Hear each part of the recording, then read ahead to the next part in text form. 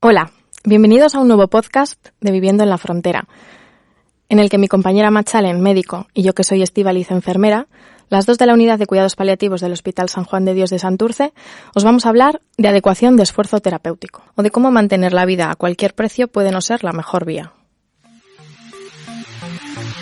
Viviendo en la Frontera, un podcast para visibilizar los cuidados paliativos del Hospital San Juan de Dios de Santurce.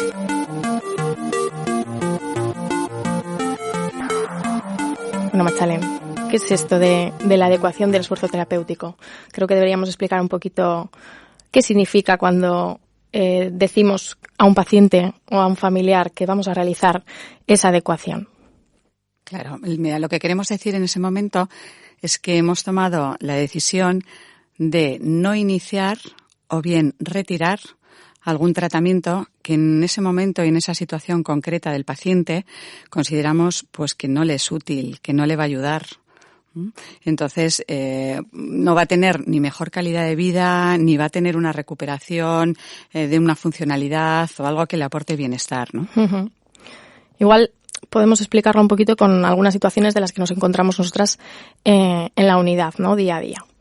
Por ejemplo, podemos hablar de Pedro, ¿no? Que es un paciente que tiene una enfermedad que está llegando ya al final. Y desde que ingresó Pedro, pues en varias ocasiones le hemos puesto varias tandas de antibióticos, tras hacerle pues pruebas, ¿no? Analíticas, ver qué antibióticos estaban indicados, y hemos ido viendo que cuando han ido finalizando esos antibióticos ha vuelto a encontrarse mal, se ha quedado muy postrado, más débil, con fiebre, ¿no? Que es como se encuentra realmente ahora. Y en este caso, pues efectivamente decidimos adecuación del esfuerzo terapéutico, es decir, no volver a poner otro antibiótico de nuevo y tratar solo los síntomas para que él se encuentre lo mejor posible, ¿no? En este caso, decidimos no iniciar un nuevo tratamiento antibiótico porque no solo no le va a ayudar, sino que además Pedro le tendríamos que coger también una vía, tiene malas venas porque no puede tragar ya un antibiótico de manera oral. Entonces, una manera de ayudarle y darle confort pues es también no darle más trabajo a él, no molestarle más, entonces decidimos no poner el antibiótico. Pues mira, otro ejemplo también, el que tenemos es, hemos tenido hace poco también en la unidad a Joaquín. Joaquín no era un paciente oncológico, sino con una enfermedad de riñón terminal. Era un hombre que dependía de la máquina de diálisis, que tenía que ir 3 veces por semana, y llegó un momento pues que eso ya no era eficaz, que además le suponía muchísimo esfuerzo el traslado, el aguantar allí las horas, y que se vio, bueno, que empeoró y que su riñón ya no daba más de sí, ¿no? Entonces, una forma que tuvimos de adecuar el esfuerzo terapéutico, pues bueno, lo primero fue hablar con su nefróloga también, para ver si realmente le aportaba algo la diálisis. Y bueno, entre todos vimos que no, que era más perjudicial, pero sí que nos planteó, ¿te acuerdas este caso?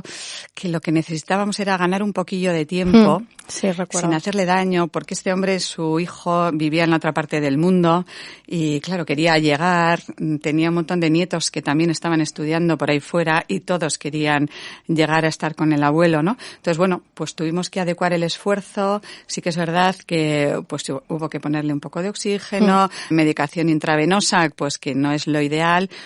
Pero bueno, todo realmente controlando, pues que no fuera tampoco para él dañino y que estuviera confortable. Yo creo que lo conseguimos, sí. Y conseguimos que llegara toda la familia, ¿no? Y se pudiera despedir de todos. Siempre intentando lo mejor también para el paciente, claro, pero también mirando por la familia. Otros casos con los que nos encontramos también, otras situaciones, son las de algunos pacientes. Bueno, en la unidad tenemos pacientes cada vez más con enfermedades no oncológicas, pero sí que es verdad que es más habitual tener pacientes con enfermedades oncológicas, ¿no? Que están en tratamiento con quimioterapia y con radioterapia. Por ejemplo, me viene a la cabeza Juan, que bueno, tras hacerle algunas pruebas, pues los típicos controles, ¿no? Van a consulta con el oncólogo, les hacen el TAC, les hacen analíticas y el oncólogo vio que la enfermedad pues iba progresando, estaba empeorando. Entonces, junto con nosotros, pues decidimos, hablando también con el paciente y con la familia, no volver a dar otra sesión de quimioterapia, ¿no? Esto ocurre lo mismo con la radioterapia. También cuando vemos que un paciente pues está empeorando, su situación física pues también va a peor. Tratamientos como estos que requieren un desplazamiento del paciente, que implica que estén inmovilizados durante el tratamiento, ¿no?, de radioterapia, y todas estas cosas al final nos hacen pensar que para el paciente es mejor suspender esos tratamientos que seguir insistiendo. Por ejemplo, en la quimioterapia también, pues los efectos secundarios que generan, pues muchas veces ya no ves un beneficio para el paciente, entonces decides suspender esos tratamientos. Sí, comentabas, por ejemplo, también en la radioterapia, ¿no?, lo incómodo que es el ir y venir muchas veces. Hay otros tratamientos, pero en los que también hacemos adecuación de esfuerzo terapéutico que podrían ser más cómodos, como es el caso de las transfusiones, que no tenemos que moverles si están en el hospital, lo hacemos en el propio hospital, o si están en casa hay equipos especializados que pueden ir a transfundir a casa. Pues esto es en situaciones, pues me estoy acordando de Marimar, que su enfermedad lo que le hacía era tener una anemia inmensa, que pues lógicamente le bajaba todo el tono, era una mujer muy vital y con esas anemias pues estaba la pobre que no podía casi ni moverse de la cama, y era una mujer que lo que le daba calidad de vida era salir a darse un pasito que era la vuelta a la manzana, tampoco pedía mucho más. Entonces, bueno, pues transfundimos, pues claro, nos parecía que podía ser beneficioso, asumiendo pues los riesgos que pueda tener una transfusión, y el beneficio pues se hizo. Y la verdad es que estuvo fenomenal, porque de hecho hasta se fue de vacaciones, fue un regalazo. Y lo hicimos varias veces más, pero llega un momento, por desgracia, que las enfermedades avanzan, y entonces ves que ese tratamiento que al principio ha funcionado, pues ya no funciona, ¿no? Uh-huh. Y tienes que suspenderlo y adecuar el esfuerzo que haces de pongo o no pongo transfusión, pues porque ya no le servían ni para poder levantarse de la cama para ir al cuarto de baño, ¿no? Es que además es muy importante también valorar esas situaciones en las que pues para ella es importante irse de vacaciones, para ella es importante dar el pasito a la manzana, y, por ejemplo, otras cosas que también valoran mucho los pacientes, ¿no? Cuando ingresan en la unidad con nosotros, muchos de ellos se ven ya que van perdiendo la autonomía y intentan recuperar un poquito, y para ayudarles a ello, pues también tenemos un servicio de fisioterapia, de rehabilitación, que aunque no lo parezca también es un tratamiento, ¿no? Claro que sí. Eso es. Y lo utilizamos en cuidados paliativos. Por ejemplo, con Paco. Paco es un paciente que su ilusión era cuando vino irse caminando, y decidimos conjuntamente con él y con la familia pues iniciar la fisioterapia para que se pudiese levantar un poquito a la silla, para que fuese ganando un poquito de autonomía, ¿no? Pero es verdad que con el tiempo pues se fue viendo que aumentaba su debilidad en las piernas, que el esfuerzo que tenía que hacer le provocaba mucha más fatiga, había que ponerle medicación para que respirase mejor, necesitó incluso en algún momento oxígeno porque no podía con el cuerpo. O sea, ahí ya sí que tomamos la decisión de retirar esa terapia.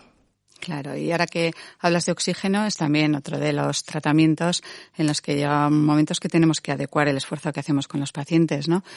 Pues no es lo mismo, por ejemplo, me estoy acordando de Fina, que nos pide todas las tardes la mochilita de oxígeno portátil, sí, para poder salir a darse un paseíto con su nieta, que otros pacientes, por ejemplo, suele pasar mucho en los pacientes con demencia, que no aguantan el oxígeno. O sea, el que les pongamos los tubitos en la nariz, las gafas nasales que llamamos, o las mascarillas, les agobia muchísimo y están permanentemente quitándose, y la familia tiene que estar, o sea, casi peleándose con los pacientes en estas situaciones para mantener el oxígeno, les agobia mucho, además, eso. Hay que ver realmente qué beneficio les estamos aportando con esos tratamientos, y si realmente pues es eso, ¿no? Porque no es confortable para ellos. Entonces hay que poner en la balanza el beneficio que le dan o no. Sí, eso es. Fíjate, Machalen, porque estamos hablando de transfusiones, de diálisis, de antibióticos, de rehabilitación, de oxígeno, que igual son cosas, por lo menos para nosotras, que igual son más especiales, pero hay cosas básicas para la supervivencia, como por ejemplo la hidratación, ¿no? Que es la sueroterapia que ponemos, o la alimentación, el hecho de comer y de beber, que son muy básicas y que yo creo que también generan mucha discusión. Nos encontramos con casos en los que pues se valora que la sueroterapia ya no está indicada porque genera edemas, porque aumentan las secreciones, o temas como el de la alimentación, ¿no? piensa que nosotros como sociedad hacemos todo comiendo y bebiendo, lo celebramos todo comiendo y bebiendo, entonces es algo que tenemos metido en el ADN, ¿no? Entonces, dejar de alimentar a alguien supone que ya la muerte está cerca y encima es lo que muchas veces los familiares no pueden hacer otra cosa. O sea, nosotros, como tú decías, podemos hacer la rehabilitación, poner unos tratamientos, otros, pero ellos solo pueden cuidar dando de comer. De esa forma. Y dando de beber. No es fácil que nos entiendan, ¿no? Que en ese momento no se van a morir de hambre y de sed. Lo que le pasa es que, como se están muriendo, no tienen ni hambre ni sed. Exactamente, es al revés. Pero bueno, al final también como todo, ¿no? Yo creo que pasa por explicar y porque todo esto lo hacemos no porque nos parezca, sino porque es ciencia. Tiene una razón. Porque incluso, fíjate, con la hidratación, y la gente se sorprende, pues hay estudios que dicen que la deshidratación, es decir, el no beber al final de la vida, produce que se liberen en el cuerpo las endorfinas, que son los opioides naturales, que son las hormonas de la felicidad, ¿no? Las del chocolate. Sí. Y que eso te produce un efecto placentero, te produce menos dolor. Cuando explicas todas esas cosas, bueno, pues a veces parece que lo comprenden, ¿no? Y bueno, pues hablando de adecuación de esfuerzo terapéutico, no podemos evitar hablar de ética. Porque si nos preguntamos si es ético retirar o no instaurar o no poner un tratamiento, ¿cuál sería la respuesta, no? Porque tú eres la médica y esa decisión al final queda en ti, pero yo pienso que al final las decisiones que tomemos siempre tenemos que tomarlas centrándonos en el bienestar del paciente y después en el bienestar de la familia, ¿no? Y de esa manera siempre va a ser una decisión que tomemos correctamente y de manera ética. Sabemos que hay 4 principios básicos que debemos tener en cuenta cuando estamos delante de un paciente, pero bueno, principalmente está el no hacerle el mal y proporcionarle el bien. Entonces, yo creo que si seguimos esas premisas, pues vamos por buen camino, ¿no? Claro, fíjate que todo esto de lo que hablamos, que es la adecuación de esfuerzo terapéutico, bueno, al principio se llamó limitación de esfuerzo terapéutico, que parece que era como, se cambió porque era como muy quitar algo, o sea, parecía... Limitación suena peor. Sí, era como muy duro, ¿no? Parecía que no le ibas a dar nada al paciente y surgió hace muchos años en las UCIs, en las unidades de cuidados intensivos, porque los sanitarios empezaron a plantearse que la medicina estaba avanzando mucho y que éramos capaces de mantener artificialmente la vida cada vez más, pero empezaron a pensar que quizás no estaba bien hacer todo lo que se pueda por mantener vivo a un paciente, ¿no? A cualquier precio.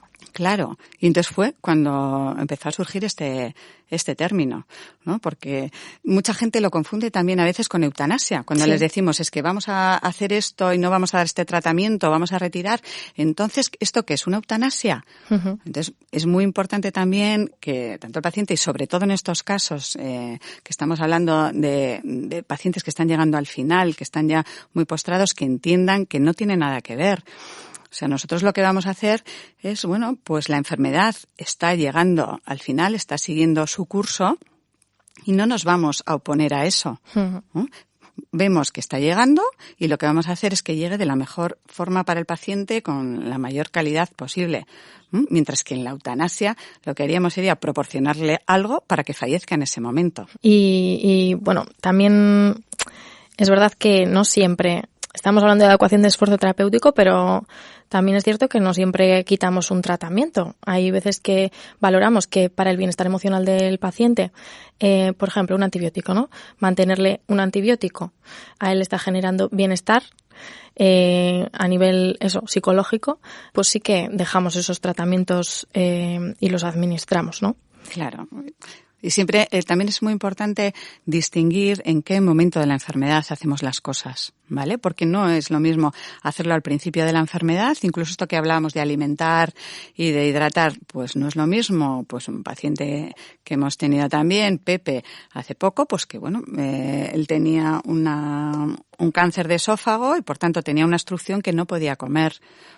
Pero él quería comer y tenía hambre y estaba al principio de los tratamientos y bueno, y se le daban quimios y había que recuperarse de esa quimio. Entonces todo esto sí, en esos momentos estaba indicado alimentarse y hidratarse.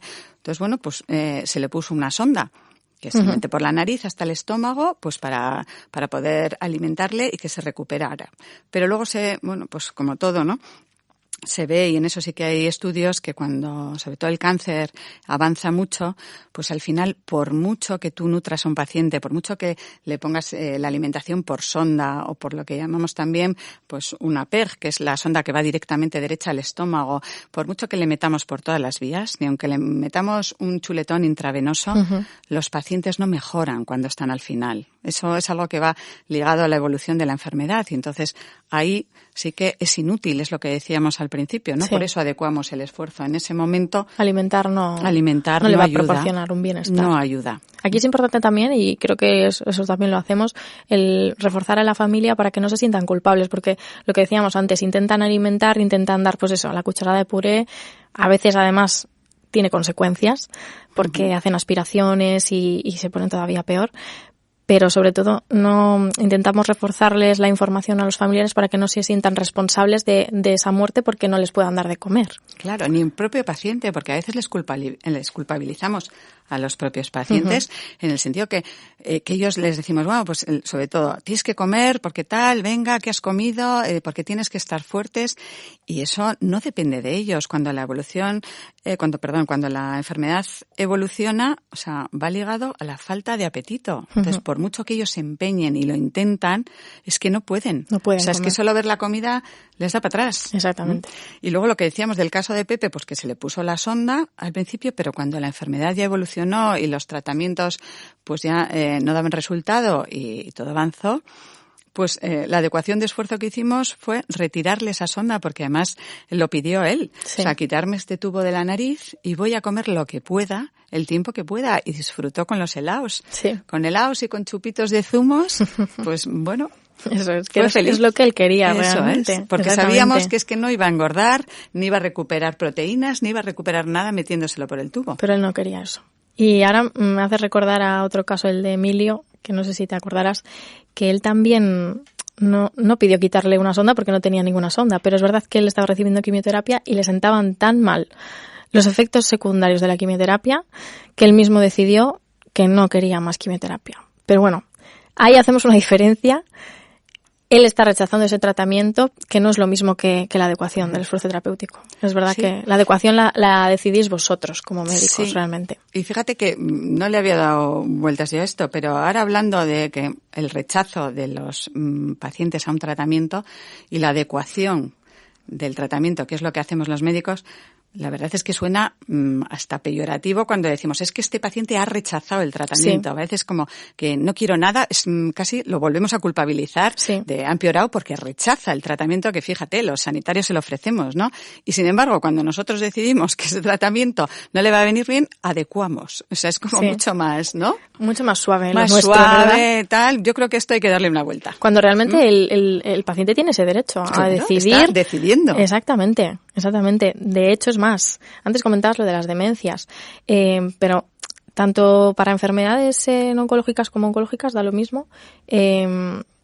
Y tanto si el paciente puede decidir como si no puede decidir, hay un documento, el documento de voluntades anticipadas, que simplemente lo nombramos porque yo creo que va muy en el hilo de lo que estamos hablando. Tiene mucho que ver con la adecuación del esfuerzo terapéutico, porque de cara a que el día de mañana cualquiera de nosotros nos encontremos con una situación de fragilidad, con una enfermedad, situación de final de vida. En estas situaciones, al final, tenemos la posibilidad también de nosotros expresar qué medidas queremos recibir o no, qué tratamientos queremos o no recibir. Y es una manera también de agilizar la toma de decisiones por parte del equipo médico, respetando nuestra voluntad. Sí, y sobre todo también de ayudar a la familia, ¿no?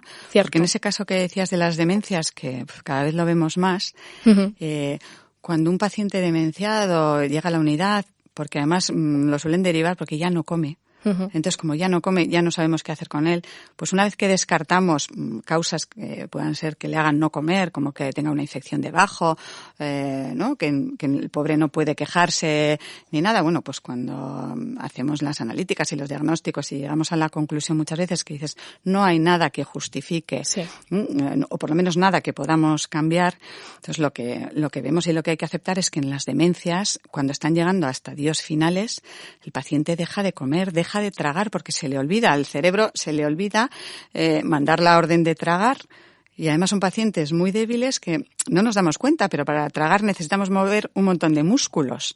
Y cuando ya el cerebro no puede más, pues dificulta eso. Y los pacientes pues dejan de comer y cada vez están más dormiditos y cada vez están más postrados. Y entonces ahí también las familias les cuesta mucho entender eso. Sí. Y nos piden que pongamos suero, que pongamos sondas. Y claro, muchas veces dices, vale, ¿quieres que le ponga una sonda? Porque de hecho hay algunos que nos dicen, no, es que él en vida ha dicho que, me estoy acordando de una mujer en concreto, que su hija decía, mi madre siempre ha dicho que hagamos todo lo posible por mantenerla con vida y que si le tenemos que poner ahora atar a una máquina, la atemos, todo eso, ¿no? Entonces dices, pues si hay que poner una sonda nasogástrica, se pone. Y dices, vale. Pongo una sonda nasogástrica. En un 99,9% de los pacientes con demencia, tú les pones un tubo por la nariz y se lo arrancan. Totalmente. Es que se lo arrancan. Es verdad. Y entonces el siguiente paso, ¿qué hacemos? ¿Atamos al paciente para que no se arranque el tubo de la nariz? No puedes tenerlo. Es un sinsentido. No. Entonces esto pasa, como siempre, por explicar, por sentarte con las familias, por darles el espacio, por ayudarles en estos momentos que es verdad que no son fáciles. Básicamente, así es como abordamos nosotros un poquito esas situaciones, ¿no? Sobre todo eso, pues apoyo emocional, escuchar, que hay que escuchar mucho y al final hay que tener mucha paciencia, hacer mucha presencia, estar mucho tiempo, muchas veces y eso. Y explicar bien las cosas y explicarles que hay un razonamiento científico detrás, que no lo decimos porque queremos, ni porque es más fácil para nosotros, ni nada, ¿no? Y sobre todo que aunque se retiren algunas cosas o no se vayan a poner otras, que siempre vamos a mantener un confort y que vamos a poner otros tratamientos para manejar los síntomas que surjan. Siempre vamos a intentar que el paciente esté lo mejor posible. Claro, pues es como decimos muchas veces, que la gente llega a paliativos pensando que es que ya no hay nada que hacer. Exacto. Y siempre decimos, no, o sea, aquí tenemos mucho por hacer todavía, ¿no? Siempre hay algo que hacer. Exactamente. Bueno, Machalen, pues espero que hayamos podido explicar bien lo que significa la adecuación del esfuerzo terapéutico y hasta la próxima.